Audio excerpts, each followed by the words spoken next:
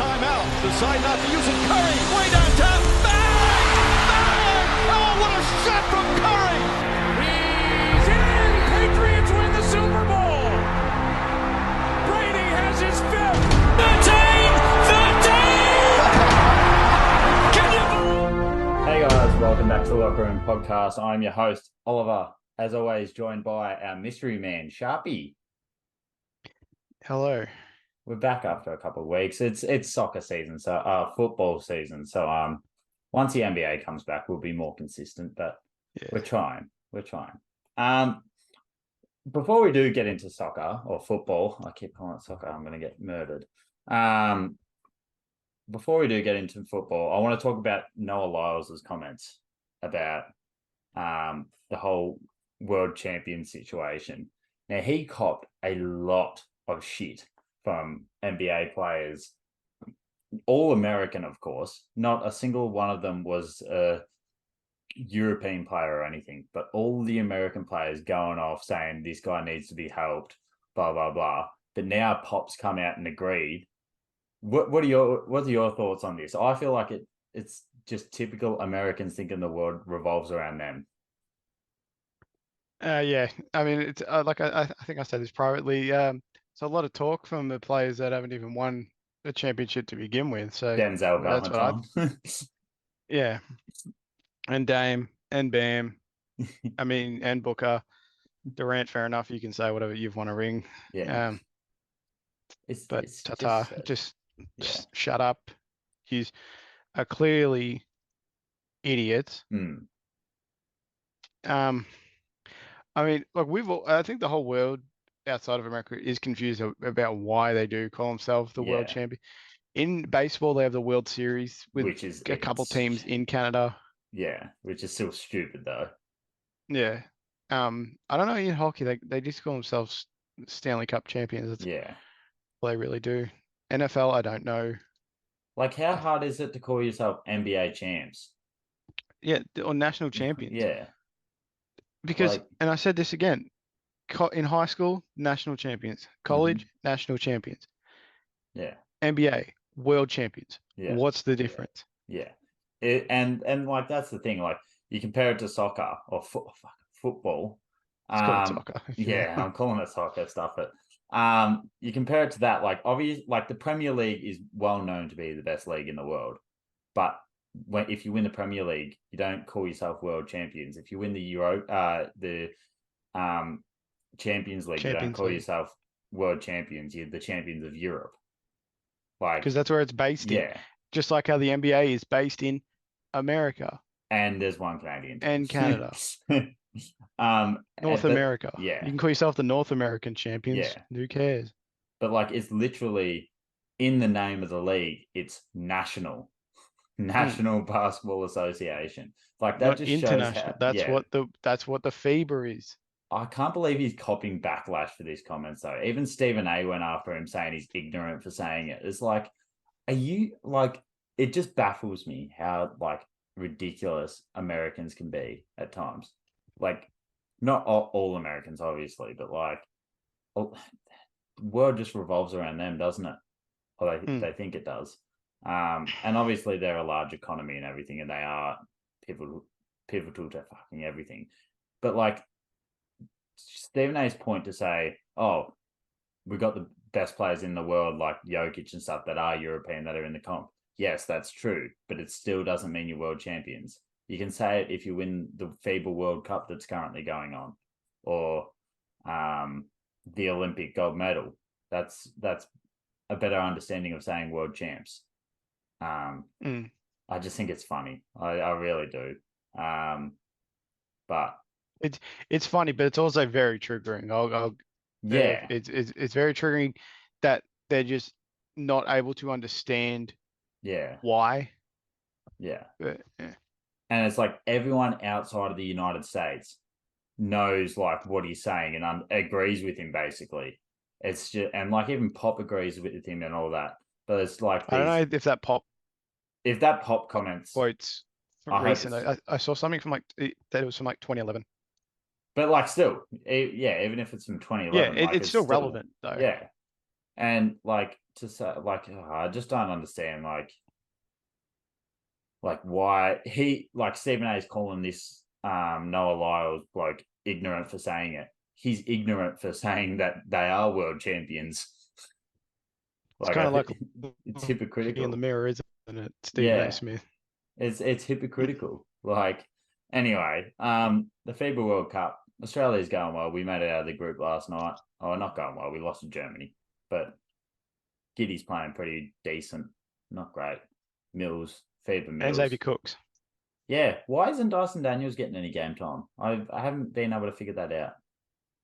I don't know. I think, I think yeah, he's been playing well.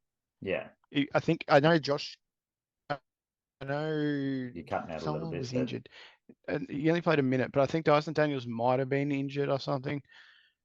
But he should be probably getting a lot more minutes.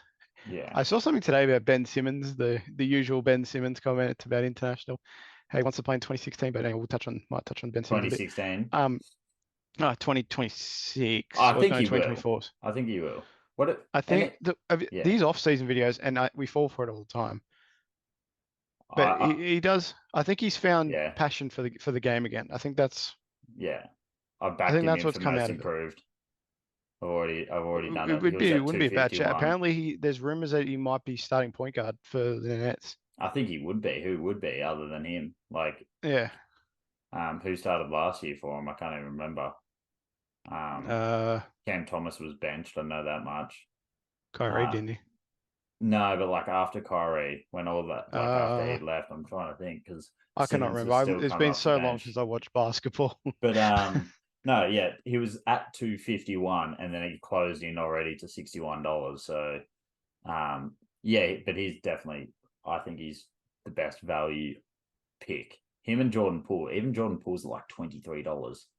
I'm not a big fan of Jordan Poole, but at the Wizards, I think he's going to shoot a lot. But yeah, and even like the comments about moved him. Anyway, like even Kyrie came out and said that he wanted to play for Australia. Obviously, I don't know how long ago those comments were, but I accidentally reported him rather than removed him. Oh well. Anyway, we'll move on to Premier League. That's the main reason we're here because basketball has been kind of boring anyway. Yes, the FIBA's going on, but there's not much to go on with. We're a few weeks in now. We're 3 weeks in? I think we are. Yeah, it's match week 4 this week. So before we get into the Premier League, how are Stoke going? I know they had a 6-1 win today. We'll get that out of the way now. We haven't gotten a away win yet, but we're looking really good at home. Just signed Valterberger on Friday. He featured in the game against Millwall on the weekend? Looked really good. Obviously looked really good today. Scored a nice goal in the second minute. But we're meant to bring in Bae Jun-ho, I think his name is, under 20s international for South Korea. Looks really good. Yeah. Anyway, is this the year? I'm optimistic on it, and I think the good times are coming back to Stoke after a long time of it being terrible. But at the off season, we got rid of pretty much everyone in our backroom staff. We brought in a whole new coaching thing. Pretty much got rid of all the bad players, kept some, but I think they're going to be moving on soon. But I think we've just refreshed the whole team, and it is looking positive. Yeah. I'm gonna just talk about Liverpool just quickly. The first 3 games we drew with Chelsea because we always draw with Chelsea. Now we could have won and we could have lost. So like the chances that we had versus them was like that. We both had chances to win, but a draw probably I think represents it perfectly. Obviously we beat Bournemouth, and then we beat Newcastle with 10 men with Darwin coming on and scoring a nice brace in like the 85th and I think it was 93rd minute or something like that. Those goals, like I don't see how we can't start next game. In saying that, I'm still pissed off that Van Dijk got that red card. That was not a red card. Like on some angles, it doesn't even look like a foul. Now, I'm not going to be mad if it was called a foul. Like even maybe if you want to give it a yellow, but like a red card, when you could argue that it was all ball, like it was not. A lot of people are arguing that it was all ball that aren't even Liverpool supporters. But like, I think it's just a bit ridiculous to go give it a red, and like there was no review of it, which I think is strange. But we're 2 wins and a draw in 3 games, so I can't complain too much. Especially when there's teams like United who look absolutely shocking. I know Lockie probably isn't too happy with that, but like Onana, like the big money keeper, he hasn't looked great. Like, have you seen the memes of him driving a Formula One car when he sat down? Yeah, I saw that one. That was for funny. Nottingham's first goal. Like they got lucky against Nottingham to come out with a win. Like they probably should have, like a draw probably would have been best. The most fair result, but obviously football isn't always fair. But I think United should, like, I'd be surprised if they finish top 3. Like they could get top 4, obviously, but they look like they've got so many issues, and I think they're still linked to Amrabat. I think it is. Yeah, Safai and Amrabat, and they're linked with left back as well. I saw they were linked with Marcus Alonso, but I don't think they're going to be bringing him in. There's another left back. I cannot remember who it was, but they might be getting a left back in soon with deadline day approaching. I think Friday Australian time. I don't know what Amrabat, like. I've always pictured Amrabat to be an attacking midfielder. Are you thinking of the other Amrabat, the I Northern probably Amrabat? am. I might be. Is this Amrabat a defensive? He's a defensive midfielder. Yeah, Okay. I don't know if it's. I think it might be his brother. I really no clue. I didn't hear about this dude till the start of the window. Yeah, I could be completely wrong. Oh no, in the January window. Because United's midfield has just been getting over, like Mount, Fernandez and Ericsson. Oh, not Ericsson, but like having Mount, Fernandez and Casemiro just getting absolutely bullied in the midfield, basically. Yeah, it's his younger brother. Yeah. So they do need a holding midfielder, but yeah, I wouldn't be surprised if their issues still persist. In saying that, they've spent a shit ton of money, but talking about another team that's spent a shit ton of money, Chelsea was it their first win on the weekend? It was, because they had a draw against us and then they lost to West Ham, beating Luton 3-0. And what he that was it. I don't know if I want to kick you or not, because I don't know if you Liverpool's I'm gonna kick him. That seems about right. Great, that was a good stint from Sam. Yeah. We're going back to Chelsea. They've had a 3-0 win against Luton, but like they've spent they got obviously robbed Liverpool of Caicedo and Lavia. Now, I was pissed off that they got Caicedo, but the fact that they went and got Caicedo and Lavia for some reason actually didn't make me more disappointed. Like I was kind of like, if this fucks up for them, Liverpool probably looks smart not paying 110 million for Caicedo and however 50 odd, 60 odd for Lavia. Like, yes, we've got, is it Endo? Like he's 32 or something, and he's like, he's a ready-made player. But it's like, if that goes wrong at Chelsea, Liverpool look a bit like smart ones, even though they didn't have a choice in the end. There was something this morning of yous being linked to Gravenberch. Oh, yeah.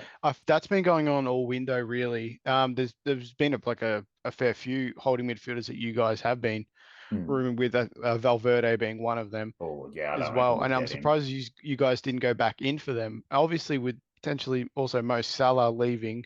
Oh, don't even mention as well. that. And yeah, Felix being the replacement, but by the looks of things, if he ends up on a team, he might end up at Barcelona. Yeah.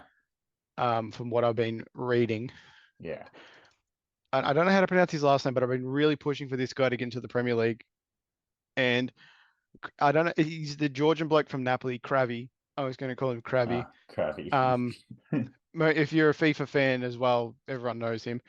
But I've watched about 8 games of him. I'm not really, obviously now the beIN Sports is gone in Australia. Yeah. So unless you get a subscription. So I watched a fair few Serie A games, and this dude's a baller. So I want him in the Premier League, and I think for a replacement for Salah, someone like him would be solid. Well, like, okay, so don't get me wrong. I do not want Salah to leave whatsoever. I would be very upset if he left. But if I honestly had to choose out of him and Alisson leaving, I'd prefer Salah to leave because Alisson is like saves our ass so many. Like that save he made on the weekend against Newcastle would have to be one of the best ones in the last year or so, I reckon. The one where he saved it onto And the I think good goalkeepers are really hard to find. Yeah. And like he is. I mean, they're all over the world, but yeah, just a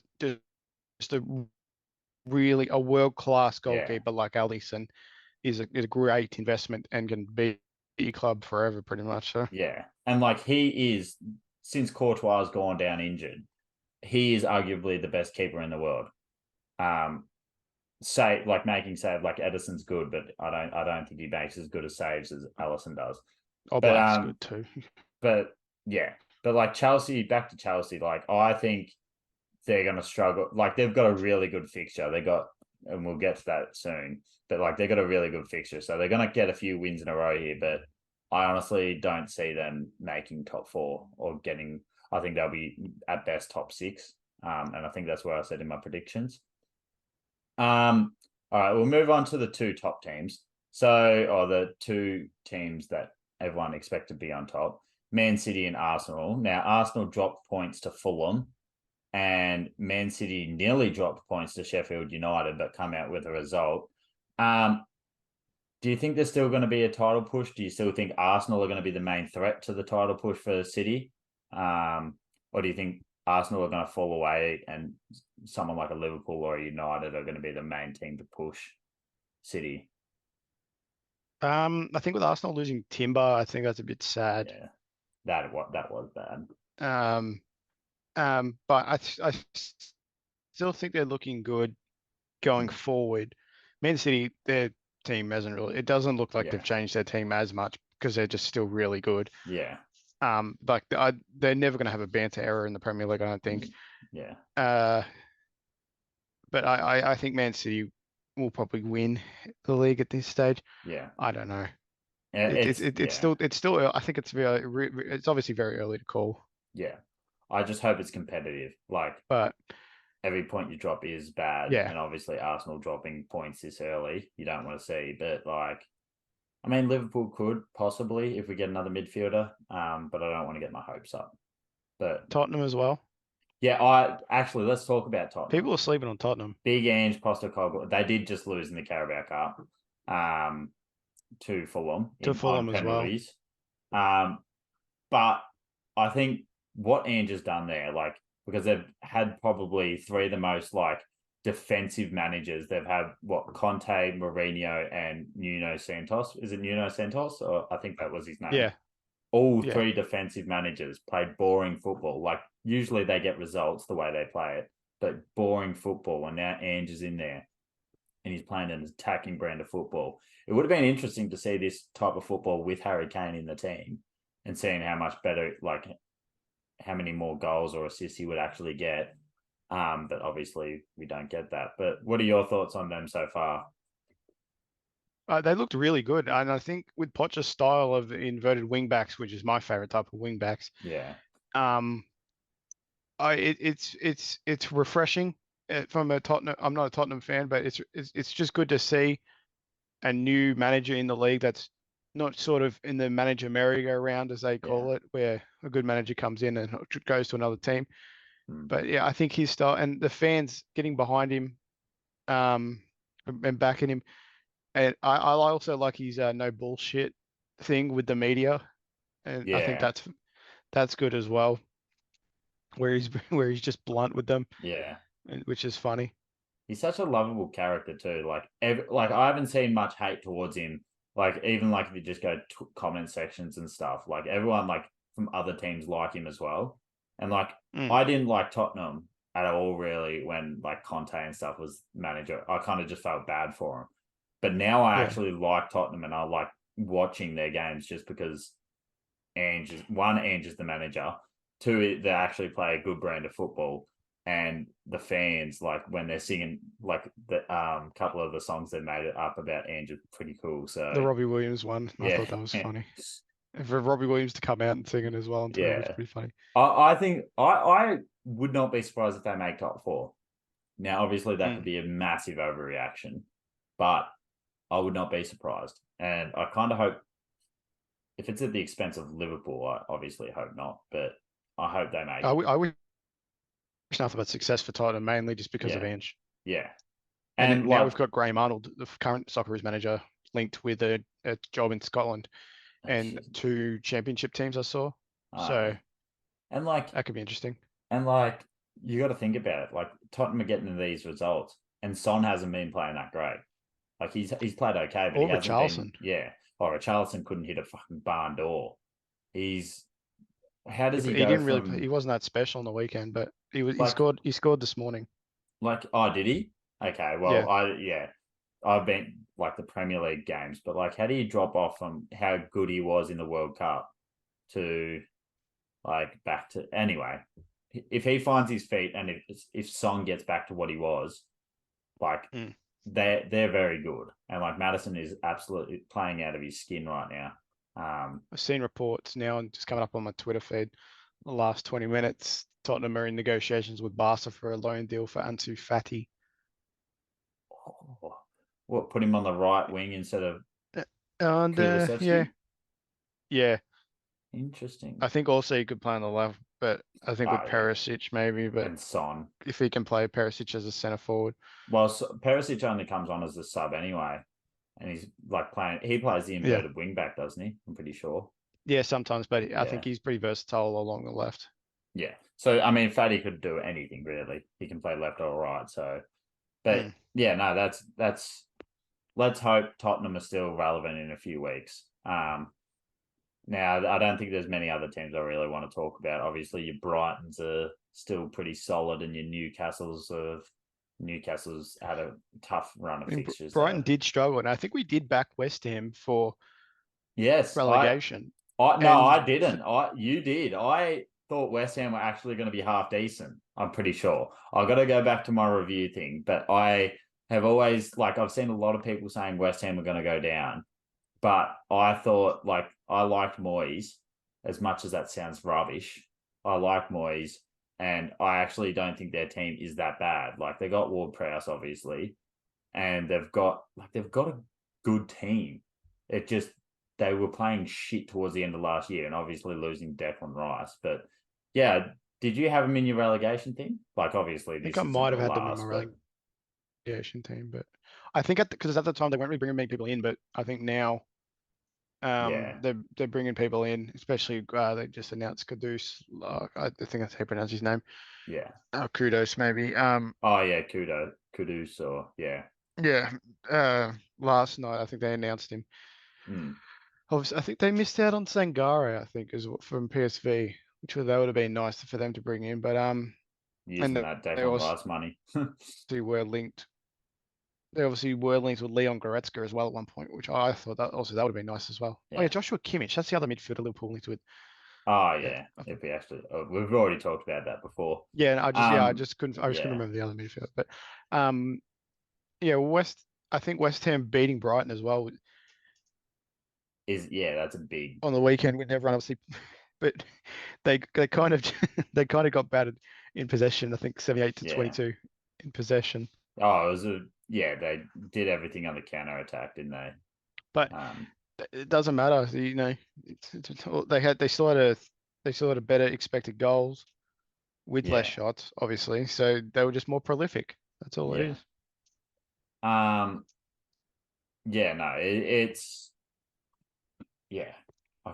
lost my track of thought. Before we do move on to fantasy, I want to talk about one thing. Wolves should have got a result against United. How that wasn't a penalty against Onana, it got talked about for weeks afterwards, and the people in VAR and stuff didn't get put on officiating the next week. But like, that was just ridiculous. Like, he literally took him out nowhere near the ball. And if I ever see United fans, like, obviously I'm going to, but like, United fans always say Liverpool and VAR always helps Liverpool and Chelsea and all these other teams. It's like, mate, prime example of not just helping use, but like it's not obviously bias, but like that should have been called. That's the most obvious one I've seen, and it didn't get called. Anyway, we'll finish off with a bit of Premier League fantasy. I'll share my screen. How I figure out how to do this. Here we go. I think there we go. The Premier League fantasy. The Gotorious Goat is my team name. It only seems fitting, doesn't it, Sharpie, since you gave me that name? Yep. We'll go to our. I don't know if I want to open this league actually because there is some interesting names. No, yeah. I'm not going to open the league. Just because I have some respect for some people in the group. But like I've started off like a house on fire. Currently 225th in Australia. And obviously I'm not very high up in the world. But I'll show you my team. I've made 2 transfers this week, so I bought in Gusto instead of Gabriel because Gabriel. Hey, I had him last week. Gusto. Yeah, he came. Yeah. Gabriel didn't play, so he came off my bench, and yeah, obviously that was good for the 14 points. Yeah, I was a week late on him. Yeah, How about Matty Cash though for you though? Yeah, I knew had you him loved on the Matty bench Cash from the start of the year. Yeah, I had him on the bench at the start of the year, and then I put him in instead of Gabriel, I think. And I'm like, I'll put him in, and had a great game, obviously. But now I'm a week late on Gusto, but I hope he plays well. So I took out Gabriel, and I also now this one's interesting. I did take out Rashford because he's got a tough 2 games, and I put in Raheem Sterling. And whether that's an overreaction, I don't know. But like United have have a few tough games, whereas you look at Sterling, he's got a pretty easy fixture and he's playing really well again this year. Even those games that he only got 2 points in, he played really well in. But I think it was either him or Maddison, and Maddison's got like 2 good games and then 2 really tough games. So it's the only. I took out Maddison last week. Yeah, I think I'll get Maddison in 2 or 3 weeks. But the worry I have is the Brighton players. Like I've got 2.9 million in the bank. I need to take out João Pedro. That's my next move to take him out. But also that's 3 million. Okay. Also Matoma and Strupian. Like look at their fixtures. Like it's not very favourable to have many Brighton players in. I'll probably keep Strupian, however you say it. And get rid of Matoma and João Pedro, but who knows? Now, I do want to show you your team, but this might be hard without actually. Just take the share screen off and then put it back on. Yes, that is correct. Stop share screen. Very smart of you. I'm actually number 1 in all my leagues. Yeah. Look at me go. Where are you? Away, home moments. Oh, I guess the name isn't even. Oh, okay. Sam's name isn't the greatest. And Liz. Yeah, that's why. That's what I was thinking of when I first. I'm like, I'm not doing it because of Lear's name, but yeah, what a cat. All right, here's your team, Sharpie. Tell us the changes you made. Did you? Well, you lost points to transfer. Yeah, I think I brought in Mbuemo. I think I brought in Mbuemo back in. And I brought Chilwell in. I'm pretty sure. Yeah, that's. This week I've got rid of Martinelli. Yeah.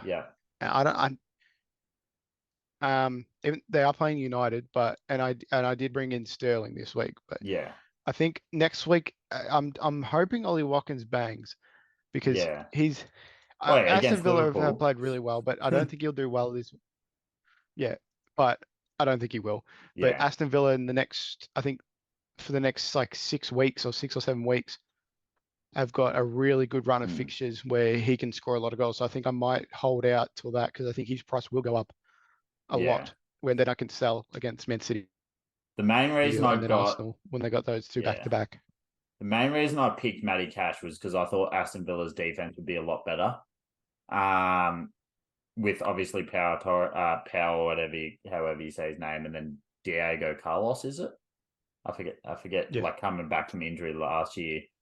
But it looks like they're playing a 3-back, or they play a 5-back, and they play like their Matty Tash and Dinya as very attacking wing backs. So I think having one of those, what is their fixture actually? I haven't even. Obviously, they got Liverpool. Like they've got a few tough games, but other than Liverpool, Chelsea, and Brighton, they've got pretty easy games up until week 12, game week 12. Yeah, I don't see West Ham being an easy fixture though. Yeah. I mean, yeah, they're not the easiest, but you expect them to either score or get a clean sheet. You expect one of them. But yeah, it's been a pretty. I think we're 1 and 2, or maybe in the league, me and you. So standard. The others just I had don't a bad know ball. second week. I had a really horrible second week. No. So we're going all right. If you want more tips, maybe I do see that these types of videos pop off on YouTube, the Premier League fantasy, and I look at the people's videos and like where they're sitting currently, and they're I'm not going to say they're dog shit, but they're sitting like hundreds of like in the 100,000s. And it's like, why would I watch you if like I'm literally got like obviously I base my team off like a couple of players that everyone had, which was Haaland. The only one I went with was that I wouldn't have originally gone with was that I'm not even going to try and say that. Estupiñán. Yeah, Estupiñán. I wouldn't have taken him, but the rest, like everyone didn't have Salah, and like you didn't have Salah, and I found that very interesting. I guess you do have to give up a lot to get Salah, but I think Bruno Fernandes is going to be on the chopping block soon. Yeah, so that could leave. And I think with the money that I do have available, obviously the 3.3 million, getting rid of Bruno and potentially bringing in Salah, that's definitely on the cards. So. Yeah, that's why I did it with. I lost Rash. I got rid of Rashford this week because like the versing Arsenal.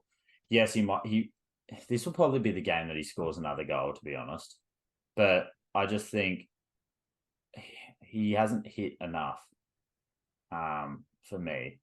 But yeah. Anyway, thanks for joining us, Sharpie. That went longer than expected. Yeah, we were talking about only going to be 20 minutes. That went pretty long. Oh, well. Thanks for joining us. And we will see you either next week or the week after. Just before we go, actually, Ollie has chompers. Goodbye.